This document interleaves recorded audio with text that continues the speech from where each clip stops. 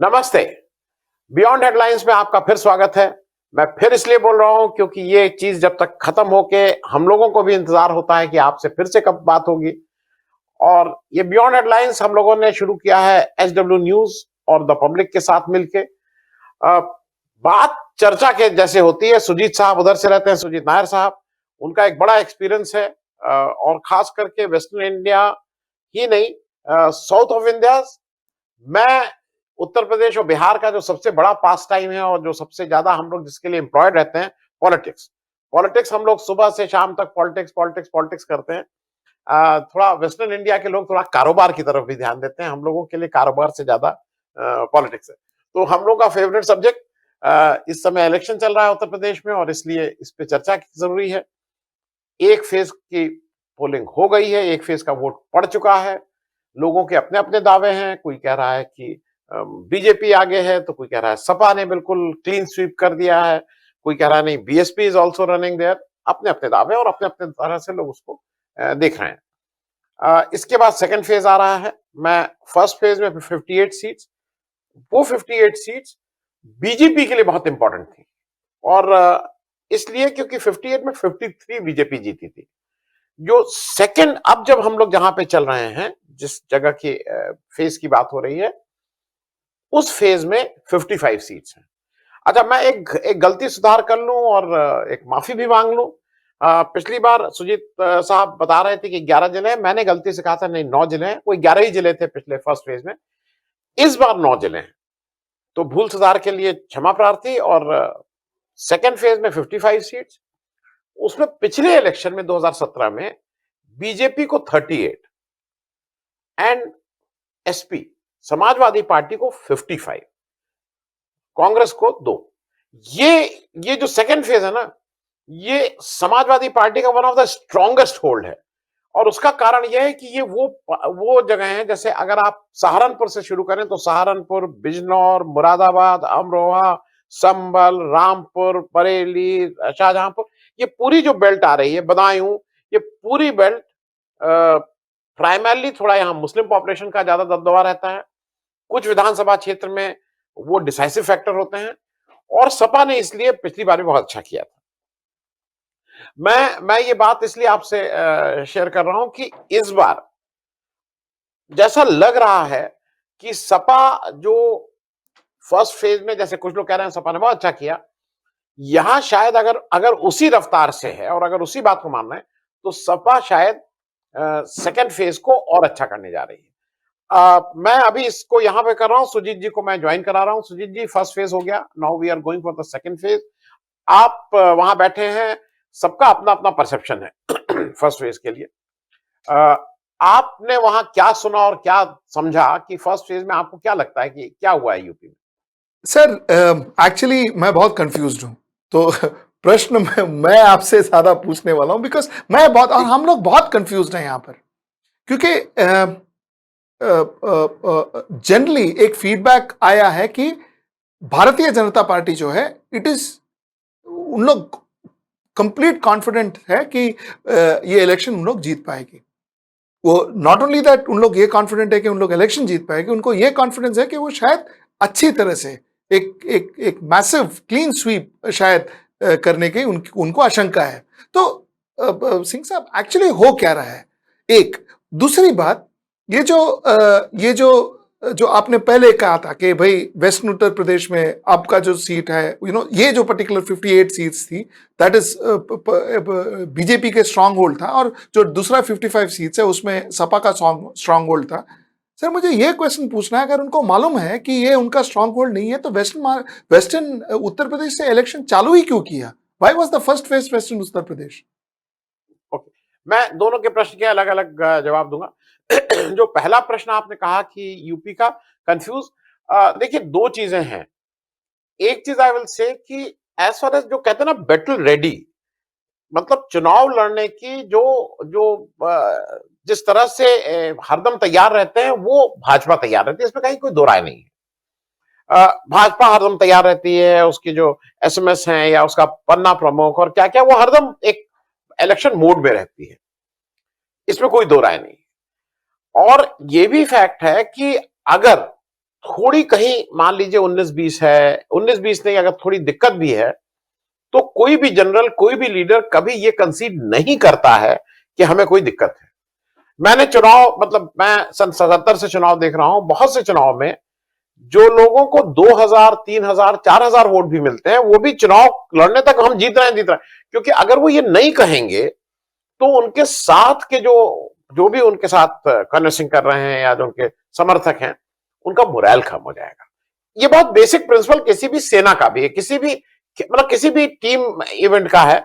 आप मैच खेलने जा रहे होते हैं और कई बार आपने देखा है कि लास्ट के 10-5 मिनट में अगर टीम धीरे हो जाती है तो वो गोल लगातार ठोकने लगते हैं, तो वो लास्ट मिनट तक लड़ने की एक स्थिति होती है। तो as far as that part is concerned, BJP इसलिए वो एक बहुत वो वाला स्टैंड ली हुई है कि अगर बीजेपी ने कहीं पे भी ये शो किया कि मेरी वो कुछ दिक्कत है, तो उसकी सीटें और कम हो जाएंगी, नंबर 1। अगर मैं सिर्फ याद दिला दूं, बंगाल में भी वोट पड़ने के बाद भी बीजेपी हरदम स्टैंड ली हुई थी कि हम 200 सीट के ऊपर जीते हैं, 200 सीट के ऊपर जीत रहे हैं, ऑलवेज। और ये, मतलब मैं अपने अनुभव से आपको बता दूं, जिस दिन वोट पड़ता है उस दिन 90% केसेस में, आई विल नॉट से 100%, कैंडिडेट और उसके जो इमीडिएट समर्थक होते हैं उनको ये सेंस हो जाता है कि इलेक्शन क्या हुआ है। Unless and until it is a very close fight, मतलब बहुत क्लोज फाइट है तो अलग बात है, पर जनरली इलेक्शन का क्या रुख है ये आपको समझ में आ जाता है। आपको मैं ये बात इसलिए कह रहा हूं कि ये फर्स्ट फेज में जहां वोट पड़ गए, वहां वहां के जो समर्थक हैं, जो कैंडिडेट्स हैं, उनको समझ में आ गया है कि किस तरफ है। हम लोग आउटसाइडर्स हैं, एक तरफ से वी आर ऑब्जर्वर्स, तो हम लोग उनको क्या समझ में आया है वो हमसे रिवील करेंगे नहीं करेंगे, वो एक अलग बात है। अब जहां तक आपने जो दूसरी बात पूछी और जो शायद ज्यादा इंपॉर्टेंट है और दर्शकों को भी समझने की बात है, बीजेपी वेस्टर्न यूपी से क्यों शुरू करवाती है, मतलब बीजेपी नहीं बोलेंगे, I am using a wrong term, ये वेस्टर्न यूपी से इलेक्शन शुरू होके ईस्टर्न यूपी तक कैसे जाता है। अब इसमें दो बातें हैं। इलेक्शन कमीशन एक इंडिपेंडेंट एजेंसी है, कॉन्स्टिट्यूशन में इसका प्रावधान है और ऐसा माना जाता है कि इसके ऊपर किसी का कोई बस नहीं चलता है। लेकिन अभी हाल के दिनों में देखा, अभी 1 महीना 2 महीना पहले ही देखा गया कि किस तरह से पीएमओ ने समन किया था कि भाई आप लोग आइए और हमसे मिलिए। तो ऑफिशियली तो उन्होंने कहा कि नहीं हम नहीं मिलेंगे, लेकिन फिर बाद में जाके वो मीटिंग हुई इलेक्शन कमीशन के लोगों की और पीएमओ की, विच वॉज अनप्रेसिडेंट, ऐसा कभी हुआ नहीं है, नंबर 1। नंबर 2, मिस्टर लवासा जो लाइन में थे चीफ इलेक्शन कमिश्नर बनने के, उनको भी अपने पद से इस्तीफा देना पड़ा और इस्तीफा देके उनको कहीं बाहर नौकरी करनी पड़ी। तो ये दो चीजें पर्याप्त हैं ये समझने के लिए कि इलेक्शन कमीशन कितना इंडिपेंडेंट है, ये हम और आप समझ सकते हैं। अब बात आती है कि वेस्टर्न यूपी से शुरू होकर ईस्टर्न यूपी में जब खत्म होता है, तो जो वेस्टर्न यूपी के पहले फेज थे जहां पे 58 सीटें हुई हैं, वो 11 जिले आते हैं। अब 58 में अगर 53 सीट्स आ रही हैं तो इसका मतलब वो उनका स्ट्रांग होल्ड है। और किसी भी जगह होता है ना, अगर आपको याद हो, सनत जयसूर्या ने एक स्टार्ट किया था श्रीलंका में कि वो पहले 10 ओवर में उनको 100 रन बना देने। That was the way they started playing. Initially ये होता था कि नहीं पहले आइए, थोड़ा स्टैंड लीजिए, थोड़ा रुकिए, फिर बीच के ऑर्डर के ओवर्स में रन बनाएंगे। ही स्टार्टेड नहीं, पहले धुआंधार बैटिंग, जिससे नीचे वाले के ऊपर प्रेशर ही नहीं और नीचे वाले भी फिर अच्छा परफॉर्म करने लगे थे। कुछ उसी तरह के स्ट्रैटेजी बीजेपी में ने और खास करके अमित शाह साहब ने बनाई कि हम बैटिंग खूब अच्छी करेंगे, तो हम स्टार्ट वेस्टर्न यूपी से कर रहे हैं तो we will have maximum seat, क्योंकि उसका एक क्यूमुलेटिव इफेक्ट धीरे धीरे धीरे धीरे धीरे, जो कहते हैं एक टर्म होता है ना, हवा बनती है, तो वो जो हवा है वो धीरे धीरे बन के ईस्टर्न यूपी से निकले। क्योंकि ईस्टर्न यूपी ट्रेडिशनली, देखिए ईस्टर्न यूपी का एक चीज और समझ लीजिए, ईस्टर्न यूपी और बिहार, ये बहुत सी चीजें इन लोगों में कॉमन है, बहुत सी चीजें। ईस्टर्न यूपी में आप देखेंगे कितनी पार्टी है, उतनी पार्टी वेस्टर्न यूपी में नहीं है। ये जितनी पार्टी आप अभी देख रहे हैं ना, अपना दल, निषाद पार्टी, हमारे जो मौर्य साहब की पार्टी और ओम प्रकाश राजभर साहब की पार्टी, महान दल, वीआईपी, ये सब आप देखेंगे ईस्टर्न पीस पार्टी पुरानी, मतलब ईस्टर्न यूपी और बिहार, ये दोनों लोग जो है पॉलिटिकली बहुत अवेयर होते हैं। हर आदमी को पॉलिटिक्स पता है, हर चाय की दुकान पे हम प्राइम मिनिस्टर और चीफ मिनिस्टर को बनाते और बिगाड़ते रहते हैं। तो with so much hyper active politics जो हम लोगों के डीएनए टाइप में है ईस्टर्न यूपी और बिहार में, मैं बार बार ये कह रहा हूं, वहां पे किसी एक पार्टी का ऐसा होना आना है। अब वो जब हवा चलती है तो उसकी एडवांटेज बीजेपी को मिलती थी, इसमें कहीं दो राय नहीं है। अब क्या हुआ कि ये एक समय पहले ईस्टर्न यूपी से शुरू होकर वेस्टर्न यूपी खत्म होता था। इलेक्शन शुरू होता था कई फेज में, अगर मान ली 4 फेज, 5 फेज, 6 फेज, 7 फेज में है, तो इधर से शुरू होके, क्योंकि वो होता क्या है कि वो जो पैरामिलिट्री फोर्सेस हैं या जो सेंट्रल फोर्सेस हैं, वो जब आती है तो उनका मूवमेंट उसी हिसाब से चलता रहता है। फिर ना जब 2013 का दंगा हुआ, आपको अगर याद दिला दूं, मुजफ्फरनगर वाला, उसके बाद ये लगा कि चूंकि उस दंगे का epic centre was Kairana and western UP, वहां से वो जब वेस्टर्न यूपी से शुरू हुआ तो ये लगने लगा कि मामला यहां बन सकता है, और इसीलिए पिछले दो, आप 17 का देख लीजिए, 19 का देख लीजिए, वो वहां से शुरू करके यहां खत्म करते हैं। इस बार एक चीज मुझे लगता है ना, जैसे कभी कभी वो जाके पिच देखा जाता है सुबह की, पिच कौन सा टॉस कैसे जीतेंगे, वो पिच रीड करने में कहीं ना कहीं गड़बड़ हो गई। पिच रीड करने में गड़बड़ ये हुई कि एक बहुत ही सेट एजेंडा था।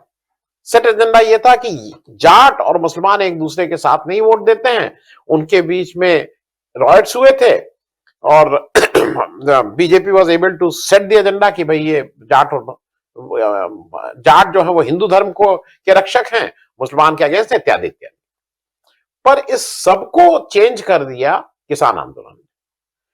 जब किसान आंदोलन हो गया तो ये जो जाट और मुसलमान के बीच की, मैं बार बार बोलता हूं, जो खाई थी, वो न केवल भर गई, वो अच्छे मजबूती से भर गई, जो कि मिसरीड किया बीजेपी ने। अगर वो रेट्रोस्पेक्ट में देखेंगे तो शायद वो ये काम दूसरे ढंग से करते। उनको लगा कि हम जाट के बीच में, जो भी उनकी जाट की लीडरशिप थी, संगीत सोम साहब थे, प्रवेश वर्मा साहब थे, इन सब ने, जो भी उनकी जाट लीडरशिप थी, उसने बताया कि नहीं नहीं नहीं, आप चैन से रहिए, सब ठीक हो जाएगा। वो उनसे गलती हुई। और अभी क्या हुआ है कि अभी जो उनकी सबसे स्ट्रॉन्गेस्ट माना जाता था, मेरी राय में, मैं फिर से बोल रहा हूं, मेरी राय में वहां पे सपा गठबंधन जो है, मतलब SP and RLD, in terms of seat, in terms of vote percentage, number 1 पे रहेगा, इसमें कहीं कोई दो राय नहीं है। अब जब फेज 2 के इलेक्शन की बात हम लोग कर रहे हैं, तो फेज 2 में तो अजीब सी चीज हो रही है। 55 में, जैसा मैंने बताया था, बीजेपी की 38, एसपी की 15, मतलब टोटल 45 सीट्स में जो टोटल 45 सीट बीजेपी सपा जीती थी, उसमें 1/3 सीट केवल इस 55 से आ रही है। मतलब इन 9 जिलों में, out of 75 districts of UP, 75 district, आपके 12-13% डिस्ट्रिक्ट से आप 33% ला रहे हैं। तो this is the most scoring field for Samajwadi party. इस बार ऐसा मानना है कि जैसे 2 जिलों की मेरे किसी व्यक्तिगत रूप से बात हुई है, अभी कल जब करेंगे, तो सहारनपुर, ऐसा कहा जा रहा है कि सहारनपुर में, जिसको बोलते हैं कि खाता नहीं खुलेगा बीजेपी का, और रामपुर, ये 2 जगह ऐसी बोली जा रही है कि वहां पे it is very difficult for BJP to even get एक भी सीट मिलना मुश्किल होगा, ऐसा अनुमान है। तो जो मैंने आपको समझाया कि वो वेस्टर्न यूपी से शुरू करके हवा बनती थी, और ये इस बार थोड़ा उल्टा हो जा रहा है। जो स्ट्रॉन्गेस्ट है, अगर सनत जयसूर्या साहब 0 पे आउट हो जा रहे हैं, तो नीचे वालों को और दिक्कत होने लगती है। तो वो कुछ उसी तरह का मुझे लगता है कि इसलिए बीजेपी को बहुत स्ट्रॉन्ग फेस रहना, कुछ नहीं, देख लेंगे, बहुत अच्छे हैं, बहुत अच्छे हैं। लेकिन ग्राउंड पे जो अभी लग रहा है कि वेस्टर्न यूपी में बीजेपी पिछड़ती हुई नजर आ रही है। सर, हमने इलेक्शन कमीशन, थोड़ा सा डाइग्रेस कर रहा हूं, बट हमने इलेक्शन कमीशन की बात की, ठीक है ना सर। इलेक्शन कमीशन के बारे में हमने कल भी चर्चा की थी, इफ यू रिमेंबर, कि जब हम ये बोल रहे थे कि भाई प्रधानमंत्री का स्पीच कैसे हुआ, उस प्रधानमंत्री का interview, how could it be broadcasted, it is against, वो वायलेशन है इलेक्शन कोड ऑफ कंडक्ट का। पर सिंह साहब, प्रियंका गांधी ने भी तो मैनिफेस्टो उसी दिन लॉन्च किया था, उसी दिन उन्होंने भी प्रेस कॉन्फ्रेंस लिया था, ये कैसे सही है? नहीं, हम लोग अलग अलग 2 बातें कर रहे हैं। देखिए, हम लोग we are talking two different things. और वो मैं इसलिए आपसे बता रहा हूं, प्रियंका गांधी ने जो प्रेस कॉन्फ्रेंस किया था या जो मैनिफेस्टो लॉन्च किया था, वॉट एवर इट इज, उसको सारे चैनल्स ने मैंडेटरी जैसा नहीं था कि दिखाना है, और किसी ने कुछ दिखाया, किसी ने कुछ हिस्सा दिखाया, हमने आपने भी दिखाया एज अ चैनल, हमने भी कुछ हिस्सा दिखाया, फिर हम भी कहीं और चले गए, फिर हम। लेकिन अगर आप पुराने प्रधानमंत्री के किसी भी इंटरव्यू को देख लीजिए, इस इंटरव्यू को देख लीजिए, वो अनइंटरप्टेड 70 मिनट्स केवल और केवल वही बात हुई। दिक्कत वहां पे हो रही थी कि वो इलेक्ट्रॉनिक मीडिया उसको बिल्कुल इस तरह से दिखा रहा था, and it was not a manifesto. ये कहा गया कि ये इंटरव्यू है। इसको लोग बार बार कंपेयर कर रहे हैं पुराना, पिछले इलेक्शन में जब राहुल गांधी जी का इस तरह का कुछ एक इंटरव्यू था जिसपे इलेक्शन कमीशन ने रोक लगाई थी। तो मतलब मैं इसको इस तरह से देख रहा हूं, क्योंकि केवल प्रियंका गांधी ने मैनिफेस्टो नहीं लॉन्च किया, उससे एक दिन पहले बीजेपी ने भी किया, और उसको दिखाया, हिस्सों में दिखाया, कुछ वो दिखाया, कुछ वो दिखाया। लेकिन यहां एक इंडिविजुअल पूरी पोल की स्पीच दे रहा है, ये फर्क मुझे लगता है। ठीक है सिंह साहब, मुझे फिर और एक क्वेश्चन इस बात पे पूछना है। ये जो इलेक्शन कमीशन है वो एक तरफ समोसे के लिए 4 रुपए, चाय के लिए 2 रुपए, इसका सबका मेनू कार्ड बना रहा है। मतलब it is trying to act too strict, एकदम स्ट्रिक्ट एक्ट करने की कोशिश कर रहा है। जो एक्चुअल ऑन ग्राउंड हो रहा है, वेर पॉलिटिकल पार्टीज को 4,600 करोड़ का एसेट, 6,300 500 करोड़ का एसेट वगैरह वगैरह वगैरह, एक तरफ से वो भी बन रहा है। तो ये हिपोक्रेसी क्यों इलेक्शन कमीशन? फिर ये इसको सबको निकाल ही देते हैं ना सर, क्या जरूरत है इसकी? नहीं, I fully agree, I totally agree, क्योंकि मैं बिना किसी, अब क्योंकि इलेक्शन कमीशन है, इस समय MCC model code of conduct लगा, कहना नहीं चाहिए। जो भी ऑब्जर्वर लोग आते हैं, कौन कैसे रात में सोएगा, उसको एसी ठीक है कि नहीं है, 2 एसी चल रहे हैं, सुबह के नाश्ते में बॉयल अंडा होगा कि ऑमलेट होगा, ये सारा अमला इसमें लगा रहता है, सारा अमला इसमें लगा रहता है। नहीं तो मजाल भाई, कल मैं ये बात इसलिए कह रहा हूं, 40 लाख रुपए की लिमिट है, अगर मैं गलत नहीं हूं, जो रिवाइज लिमिट हुई है, if I am not wrong, it is 40 lakh for MLA election. और मैं बहुत से इलेक्शन में, आप प्रधानमंत्री जी के जो इलेक्शन रिटर्न फाइल होते हैं, ये जो भी लिमिट होती है उसका कुछ 30-40% ही खर्च कर पाते हैं, सब कागज पे, क्योंकि ये इतना कॉम्प्लेक्स है। ये बिल्कुल हिपोक्रेसी है, इसका कोई अर्थ नहीं है, क्योंकि एक इलेक्शन जहां पे एक प्रत्याशी 10,000 रुपया खर्च कर रहा है और एक प्रत्याशी 35 लाख रुपया खर्च कर रहा है, तो ये कौन सा इलेक्शन करा रहे हो भाई? ये कौन सा इलेक्शन करा रहे हो? तो ये बिल्कुल, मैं आपकी बात से सहमत हूं। It is, we should not use strong words, क्योंकि अभी इलेक्शन है, पर इसका कोई मतलब नहीं है। इसका वही मतलब है कि आप कुछ भी मैनिपुलेट करके वहां जमा कर दीजिए, कोई उसको देखता नहीं है, उसकी कोई स्क्रूटनी नहीं होती है। कहा जाता है कि इतना इतना इतना हुआ। मैं चूंकि बहुत इन्वॉल्व रहा हूं इन सब चीजों में, कितनी कुर्सी थी, इतनी कुर्सी थी, कितना बिना बात का खर्च होता है। जितनी मीटिंग होंगी सबकी वीडियो रिकॉर्डिंग होगी।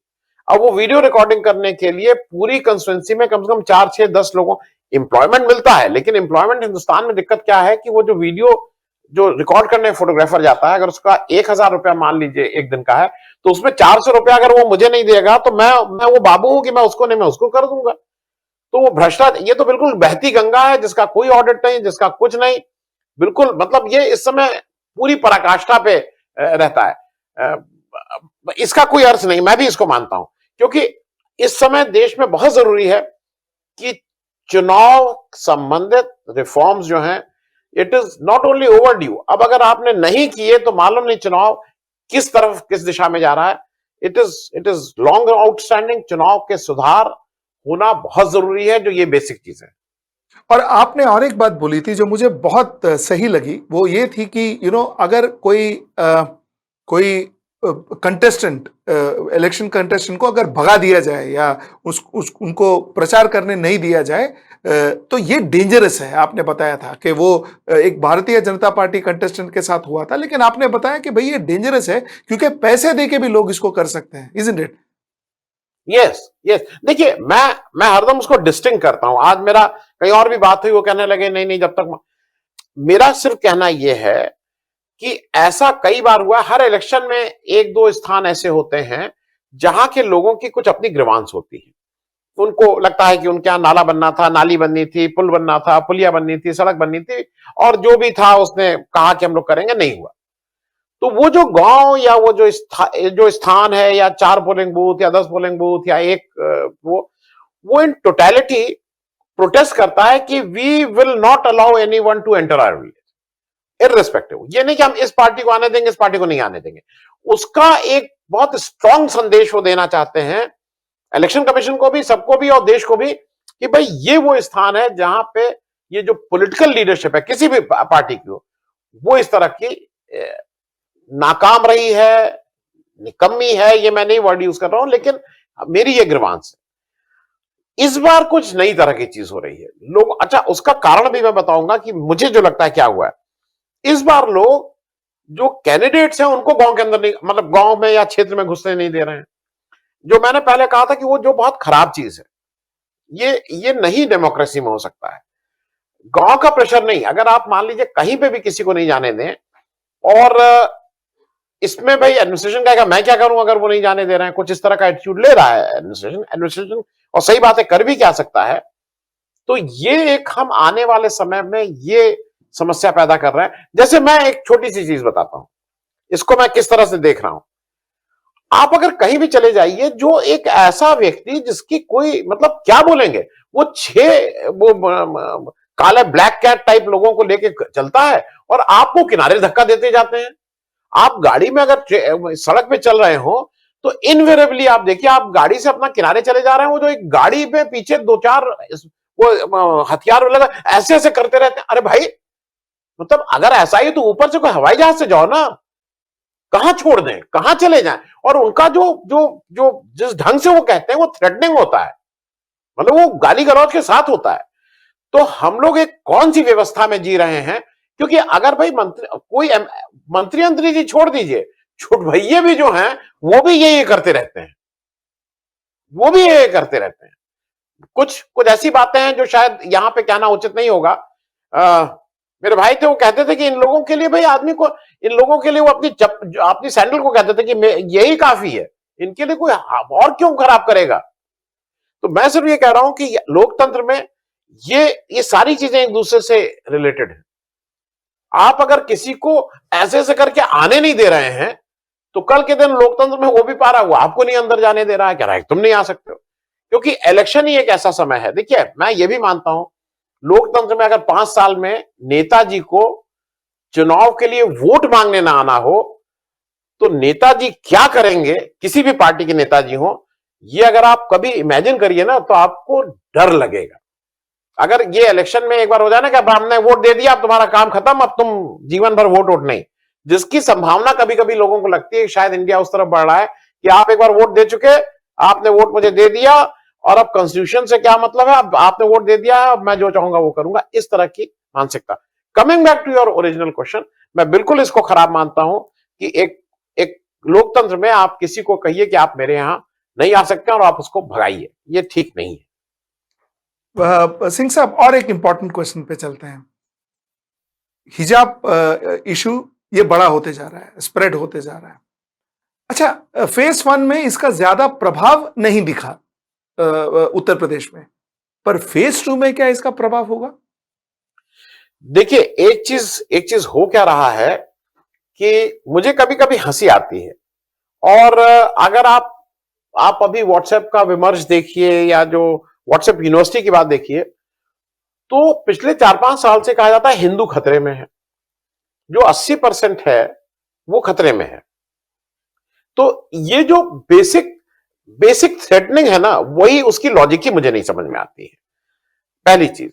दूसरी चीज, जो हिजाब है वो आपको भी समझ में आता है, मुझे भी समझ में आता है, और जो प्रो या एंटी उनको भी समझ में आता है। उसका जो मेन काम है, उसका मेन काम उत्तर प्रदेश में किसी भी कीमत पे बेस्ड ऑन रिलीजन पोलराइजेशन करना काम है, जिससे ये लगे कि भाई देखिए, आप ये हिजाब नहीं, अगर आप ये नहीं करके आते हैं। मैं इस बात को इसलिए कर रहा हूं, मैं उसकी डिटेल्स में नहीं जा रहा हूं। हिजाब जो पहनते हैं, जो भी नकाब कह लीजिए या जो ऊपर डालते हैं, वो कोई अनकॉमन चीज नहीं है, उसको मैंने मतलब पहले भी देखा है। लेकिन आप रिसेंट टाइम्स में, मैं इसलिए कह रहा हूं कि ये जो एक गले में पहनने का हो गया, वो चाहे हरा पहने हो चाहे भगवा पहने, हरा भी पहन रहे हैं लोग, भगवा पहने, ये एक दूसरे तरह की आइडेंटिटी की बात हो रही है। तो मैं अभी भी ये मानता हूं कि इसका जो सारा फोकस है वो यूपी इलेक्शंस है। फर्स्ट फेज में इसका कोई महत्व वो नहीं हुआ है। सेकेंड फेज जहां पे ज्यादा मुस्लिम वो है, अभी तक तो नहीं दिखाई दे रहा है। और मुझे नहीं लगता है कि इसका कोई असर होगा यूपी में दोनों पक्षों ने, हिंदुओं ने भी, और मैं थोड़ा मुसलमानों को इसलिए ज्यादा बोल रहा हूं क्योंकि वो माइनॉरिटी में है। 80% मतलब मैं अगर 8 लोग हैं तो मुझे क्या डर है, जो 2 लोग हैं उन लोगों ने भी अभी तक, माइनॉरिटी ने बहुत मैच्योरिटी का परिचय दिया है। दे हैव इग्नोर्ड इट, उन्होंने बिल्कुल पेशेंटली धैर्य के साथ काम किया है, और वो इस ट्रैप में नहीं आ रहे हैं कि वो एक बार भी इससे कुछ पूछे। और मेरे ख्याल में सिर्फ वही नहीं, अखिलेश यादव ने भी बहुत ठीक काम किया है। अखिलेश यादव ने भी, अगर आप देखिए, उन्होंने इस तरह का कोई रिएक्शन नहीं किया है। आप मुसलमानों को टिकट नहीं दे रहे हैं, आप मुसलमानों, वो ओवैसी साहब भी आके कहेगा ये क्या, वो रिएक्ट ही नहीं कर रहे। तो मेरे ख्याल में इसका जो सब जगह है कि अगर आप किसी को इग्नोर कर लें, that is the best treatment you can get. Singh साहब, और एक क्वेश्चन है, थोड़ा हट के है, मतलब मैं उत्तरांचल की तरफ जा रहा हूँ। उत्तरांचल में क्या इसका इफेक्ट होगा, ये हिजाब रो का इफेक्ट होगा? नहीं, इसलिए नहीं क्योंकि उत्तरांचल की में बाई एंड लार्ज उतनी लार्जर मुस्लिम पॉपुलेशन नहीं है। कुछ कुछ जगह है, मतलब जो उनके प्लेन्स वाले जगह हैं उन जगह है, लेकिन बाई एंड लार्ज उस तरह का नहीं है पोलराइजेशन जैसा जिस तरह का यूपी में है। तो मुझे नहीं लगता, लेकिन वहां पे भी अगर आपने देखा, वो हरीश रावत साहब के साथ क्या हुआ, मॉर्फ करके उनकी इमेज लगाई गई और ये सब किया गया, और ये सबको पता है कि कौन क्या करता है। लेकिन मुझे नहीं लगता है कि उत्तराखंड में इस चीज पे कहीं वोट का, देखिए वो बार बार डराया जाता है हिंदुओं को कि तुम अब अच्छा, वो क्या हो गया, डेस्परेशन में वो थोड़े जो इस तरह ना, एक बोलते थे हम लोग कि don't head below the belt, वो बेल्ट नहीं, अब वो बेल्ट के नीचे ही मारा जा रहा है। अब वो हमारे उसमें आ जाएगा कि अच्छा ये है ना, बात करते हो जब तुम्हारी बेटी के साथ होगा, जब तुम्हारी बहन के साथ होगा, अब वो इस पे उतारू हो गए, जिसको कहते हैं they are calling names now. तो वो डेस्परेशन दिखा रहा है, मुझे लगता है उससे ज्यादा कुछ नहीं, क्योंकि वो हिंदू मुस्लिम नहीं कर पा रहे हैं। जो उनकी सबसे बड़ी दिक्कत ये हो रही है, यूपी इलेक्शंस हिंदू मुस्लिम नहीं हो रहा है। सर, ये विषय पे मुझे, और मेरा एक और क्वेश्चन है कि what you just said, Singh साहब, you are one of the first people, आप बहुत पहले से, तकरीबन 4-5 महीने से आप ये बता रहे हैं कि हिंदू मुस्लिम कम्युनल डिवाइड जो है वो इतनी ज्यादा नहीं हो रहा है। अब हम कोई भी ये नहीं बोल सकते कि भाई बिल्कुल नहीं हो रहा है, पर इतना जो तादाद पे हमने पहले देखा था वो तादाद पे नहीं हो रहा है। अच्छा, अब बहुत सारे सिफोलॉजिस्ट हैं, बहुत सारे एनालिसिस्ट हैं जो ये बता रहे हैं कि नहीं, जो एक्चुअल ऑन ग्राउंड में काफी हिंदू मुस्लिम, काफी कम्युनल डिवाइड हो रहा है। सो सर, इसका फाइनल आपका पॉइंट ऑफ व्यू क्या है? क्या हिंदू मुस्लिम, क्या कम्युनल डिवाइड हो रहा है ये इस बार के उत्तर प्रदेश इलेक्शंस में स्पेशली, क्या नहीं हो रहा है? What is your final take on this? नहीं, मैं उसका स्पष्ट बात बता दूं। देखिए, ऐसा है कि कम्युनल डिवाइड एक कारण ना होने का एक बड़ा कारण यह भी है कि एक बड़ा कारण कि महंगाई की मार, बेरोजगारी, लोगों के लिए मुश्किल इस समय है।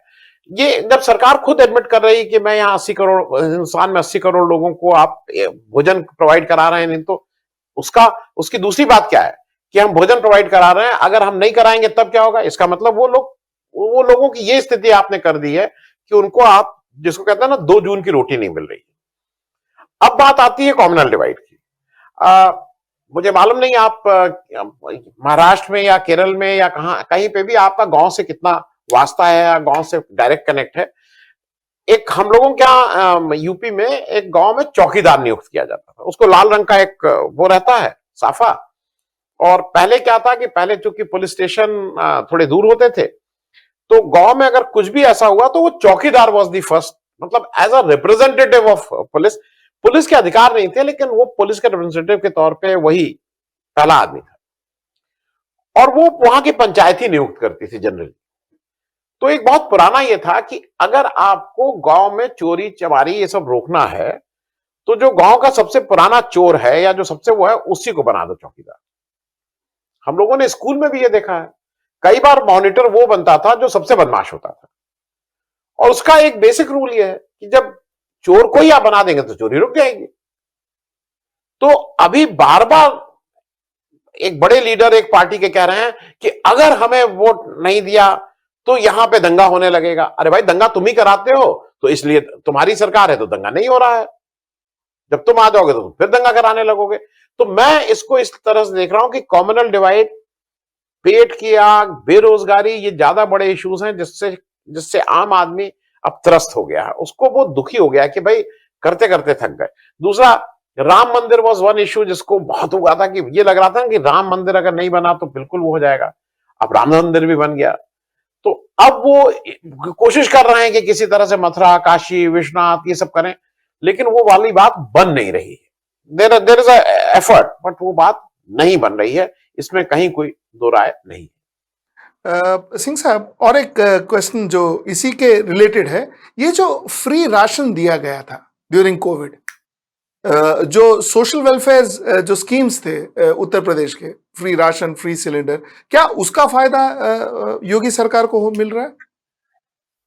ये थोड़ा डिबेटेबल है, इस पे कोई फाइनल वर्ड कहना थोड़ा मुश्किल चीज होगी, क्योंकि जब पिछले 2-3 महीने रह गए इलेक्शन के, और जब जब ऐसा लगा बीजेपी के जो भी नीति प्लानर से, इलेक्शन के प्लानिंग थे, कि ये मामला थोड़ा गड़बड़ होगा, तो उन्होंने एक नए तरह के, जिसको कहते हैं बेनिफिशियरी, हिंदी में लाभार्थियों को, कि एक नए लोगों को डेवलप करना शुरू किया। और उसको डेवलप करने का सबसे अच्छा काम यह था कि प्रधानमंत्री की मॉडल कोड ऑफ कंडक्ट लगने से पहले 1.5 महीने तक उन्होंने खूब मीटिंग की, 15-20, मतलब एवरी सेकंड डे प्रधानमंत्री यूपी में थे, और वो सरकारी मीटिंग होती थी, सरकारी पैसे पे होती थी, सरकारी उसमें पैसा लगता था, कहा जाता था कि वो लाभार्थियों की मीटिंग है। अब मैं ये आपसे सिर्फ इसलिए कह रहा हूं कि दिसंबर महीने की एक मीटिंग थी, मैं एक छोटा सा उदाहरण दूंगा, और मैं अगर गलत नहीं हूं तो ईस्टर्न यूपी की कोई जगह थी, या तो हाँ प्रयागराज था, प्रयागराज मतलब इलाहाबाद, वहां की मीटिंग थी। एक महिला को सहारनपुर से बुलाया गया, अपने साथ वो कुछ एक छोटी बच्ची को लेके आई, 1-2 साल की बच्ची। प्रधानमंत्री आने वाले हैं, सहारनपुर से एक महिला आती हैं जो आशा या आंगनवाड़ी कार्यकर्त्री हैं, मतलब इसी तरह के नहीं, वो जो बैंकिंग एग्जीक्यूटिव होते हैं वो वाली थी, वो लाभार्थी हैं, मतलब वो भी, उनको बुलाया जाता है, वो 3 महीना पहले ज्वाइन किए हैं उस काम को, और उनको उसमें से चुना जाता है, प्रधानमंत्री जी आते हैं, उनके बच्चे को खिलाते हैं, मतलब ये सारे कोइंसिडेंस होते हैं। आप मुझे एक चीज बता दीजिए, और वो मां के साथ अकेले ट्रेवल कर रही है उस जाड़ा में। हम और आप भी पेरेंट्स रहे हैं, और कोई भी पेरेंट रहा है, कौन मां, कौन पिता, या अपने स्वेच्छा से 1 साल से कम की बच्ची को उतनी जाड़ा में सहारनपुर से इलाहाबाद लेके आएगी, अगर उसके ऊपर ये प्रेशर नहीं होगा कि भाई तुम्हारी नौकरी चली जाएगी। सब जगह है, गांव में खुलेआम कहा गया कि नौकरी चली जाएगी। तो मेरा यह कहना है कि वो लाभार्थी वाला जो आपका कहना है कि वो एक डेवलप किया गया है, लेकिन मैं अभी उस डिबेट में नहीं जा रहा हूं ये ठीक होना चाहिए नहीं होना चाहिए, लेकिन जो अखिलेश यादव ने कहा कि हम आपको 300 यूनिट बिजली दे देंगे। अब 300 यूनिट बिजली का सीधे सीधे मतलब हो गया 7 रुपया यूनिट, अगर पकड़े तो 2100 रुपया।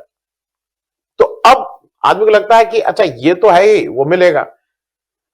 ये जो 5 किलो अनाज की बात है, ये अभी कहा गया है कि ये 31 मार्च तक मिलेगा। कुछ जगह ये हो रहा है कि कहीं कहीं मीटिंग नहीं, आगे भी दिया जाएगा। तो भाई देखिए, कोई अपनी जेब से तो निकाल के नहीं दे रहा है ना, ये मैं या आप, दूसरी सरकार आएगी तो उसको, अगर उसको लगता है कि मुझे इससे वोट मिल रहा है तो इसको भी कंटिन्यू रखेगी। देश का और प्रदेश का क्या हाल होगा वो एक अलग डिबेट है। तो मुझे दोनों चीजें लगती हैं। कुछ लोग खास करके जो एक खेमे में हैं, उनको जो एक स्ट्रांगली, एक मान लीजिए एक साइड है, उनको लगता है कि नहीं नहीं इससे बिल्कुल फर्क पड़ेगा। जो एक पक्ष है जो स्ट्रांगली अगेंस्ट है, उसको लगता है नहीं इससे कोई फर्क नहीं पड़ेगा। थोड़ा मैं भी बहुत सर्टेनिटी के साथ नहीं कह सकता हूं कि कितना फर्क पड़ेगा, थोड़ा तो जरूर फर्क पड़ रहा है, लेकिन कितना पड़ेगा वो गेज करना थोड़ा अभी थोड़ा मुश्किल होगा। Singh Saab, running out of time, so a quick question, quick answer ki, I'll request you for a quick answer. 62% vote share, 62% voting, उसका मतलब क्या निकला? कि is it for the incumbent government, against the incumbent government?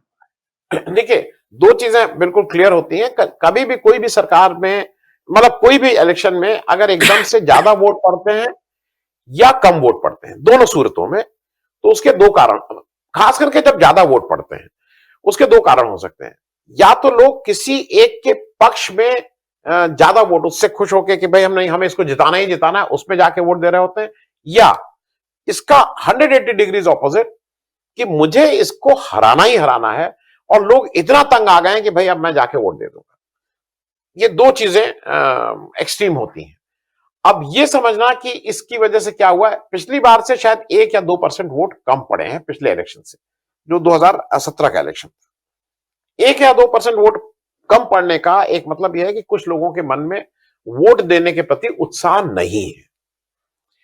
मुझे ये देखिए, अब फिर यही है, ये हर एक की अपनी अपनी रीडिंग होती है। मेरी रीडिंग ये है कि जो वोट परसेंटेज कम हुआ है, वो बीजेपी के जो ट्रेडिशनल वोटर जो जिनको ये लग रहा है कि अब वो बीजेपी को वो वोट देना चाहते हैं, लेकिन उसकी वजह से, चाहे कोरोना की डेथ की वजह से, चाहे महंगाई की वजह से, चाहे बेरोजगारी की वजह से, उनकी शिकायत भी बीजेपी से, वो किसी और को वोट देंगे नहीं, तो वो लोग घर पे बैठ गए, वो लोग वोट देने नहीं आए, जो मुझे लगता है। दूसरी तरफ जो एक पक्ष है, जो बिल्कुल स्ट्रांगली इस समय उसको लगता है कि मेरे लिए ये election is my last chance, कि मैं इज्जत से इसके बाद जीऊंगा कि नहीं जीऊंगा, उस तरह का जो एक लोग हैं, उन लोगों ने, अगर वो पहले 60% देते थे, तो अब वो उन्होंने ज्यादा जाके, मतलब उनके घर के सब लोगों ने जाके ज्यादा वोट दिए। ये मेरी रीडिंग है। तो इस समय के वोट में बीजेपी के जो पक्ष वाले हैं, वो लोग जरूर थोड़े जो मायूस हुए हैं, जो आई विल से कि जो ना बीजेपी के थे ना इधर के थे, ओवरऑल उनको लगता था नहीं नहीं बीजेपी अच्छी पार्टी है, इसमें हमें 15 लाख मिलेंगे, उनको दे फील कि अपने साथ ठीक नहीं हुआ। कम वोट अगर कम परसेंटेज मिला है, तो ये बीजेपी के लिए मेरे हिसाब से खतरे की घंटी। सो बीजेपी के लिए खतरे की घंटी है, that's what you are saying and that's what you have been saying. यही आप बोलते रहे हैं पिछले 3-4 महीनों से कि you know this is it. Thank you so much Singh साहब, थैंक यू सो मच। अगले संडे मिलते हैं, let's talk about the phase 2। नमस्कार। Thank you.